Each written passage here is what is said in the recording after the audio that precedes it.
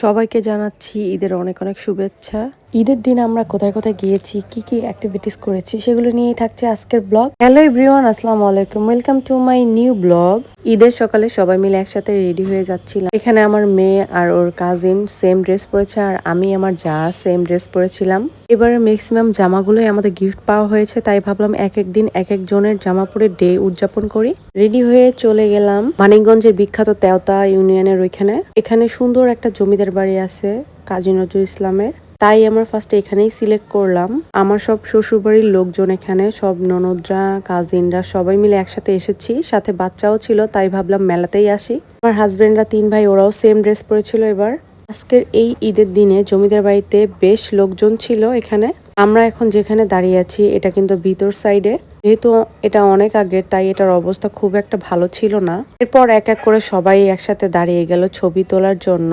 তারপরে এদিক দিয়ে আবার আমার ননদ খুব সুন্দর ভিডিও করছিল। নিচে ছবি তোলা শেষ হয়ে গেলে আমরা আস্তে আস্তে উপরের দিকে চলে যাই। আমি কিন্তু এর আগেও এখানে এসেছি। তেওতার মধ্যে এই জায়গাটা খুবই খুবই ফেমাস। যারা মানিকগঞ্জে যাননি এখনো, গেলে প্লিজ অবশ্যই এই জায়গাটা ভিজিট করবেন। এটা এখনো এত পরিমাণ সুন্দর, না জানি এটা যখন ভালো অবস্থানে ছিল তখন কতটা সুন্দর ছিল। এরপর উপর থেকে আমাদের ঘোরাঘুরি শেষ করে আমরা নিচে এসে দাঁড়াই। এই জমিদার বাড়িগুলো কিন্তু ঈদ উপলক্ষে সুন্দর করে সাজানো হয়েছে, যেটা আমি আপনাদেরকে রাতের ভিউয়ে দেখাবো। এখন সবাই মিলে নাগরদোলাতে চড়বো, তাই হচ্ছে আমরা এখানে দাঁড়িয়েছি। নাগরদোলা আমার পার্সোনালি খুবই পছন্দ। কিছু কিছু অদ্ভুত রাইড আছে যেগুলো আমার খুবই ভালো লাগে। বাড়িতে কিন্তু এই কয়দিন খুবই ঠান্ডা ছিল, বাট আজকে ঈদের দিনে প্রচুর পরিমাণে গরম লাগছিল, তাই আমার মেয়েও হচ্ছে জামা চেঞ্জ করে ফেলছে। আমার যার আবার ভালো লাগছিল না তখন, এই জন্য ও আর উঠেনি। আমরা সবাই উঠেছি, আমার ননদরা, আমি, আমার মেয়ে সবাই মিলে একসাথে উঠেছিলাম।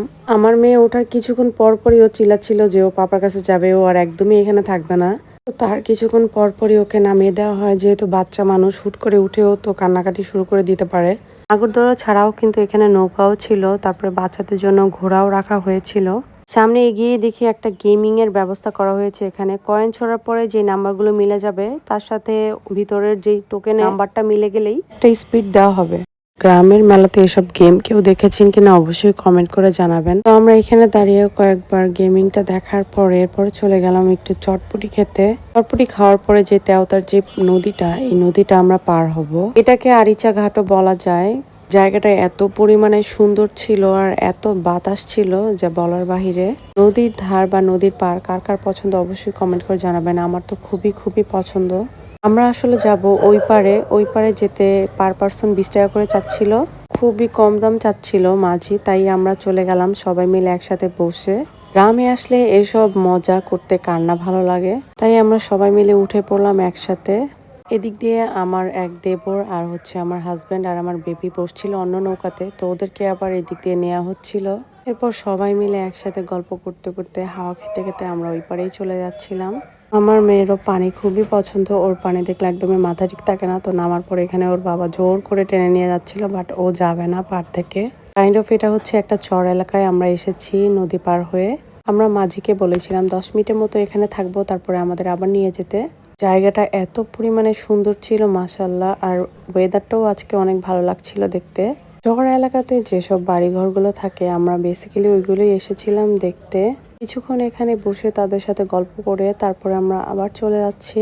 আমাদের সাথে আরো কিছু লোক অ্যাড হয়েছিল, এরপরে আরো কিছুক্ষণ থাকা হতো, বাট থাকা হলো না, সন্ধ্যা নেমে আসছিল, তাই আমরা চলে যাচ্ছিলাম। যেহেতু নদীর পাড়ে সন্ধ্যার সময় না থাকাটাই বেটার। আজকে আমাদের ঈদের দিনটা মোটামুটি আলহামদুলিল্লাহ ভালোই কেটেছে। আপনারা কারা কোথায় কেমন ঈদ কেটেছেন তা অবশ্যই কমেন্ট করে জানাবেন। যেতে যেতে জমিদার বাড়ির রাতের ভিউটা আপনাদেরকে দেখিয়ে দিচ্ছি। সুন্দর যে লাইটিংটা করেছে এটা রাতেই ভালো লাগছিল দেখতে। আমরা যখন আসছিলাম তখনও ভিড় ছিল, এখনো এত পরিমাণে মানুষ এখানে আছে। আজকের ব্লগটা আমি এখানেই শেষ করছি, দেখা হবে নতুন কোনো ব্লগ নিয়ে আপনাদের সাথে। ততক্ষণ পর্যন্ত সবাই ভালো থাকবেন, সুস্থ থাকবেন। আল্লাহ হাফেজ।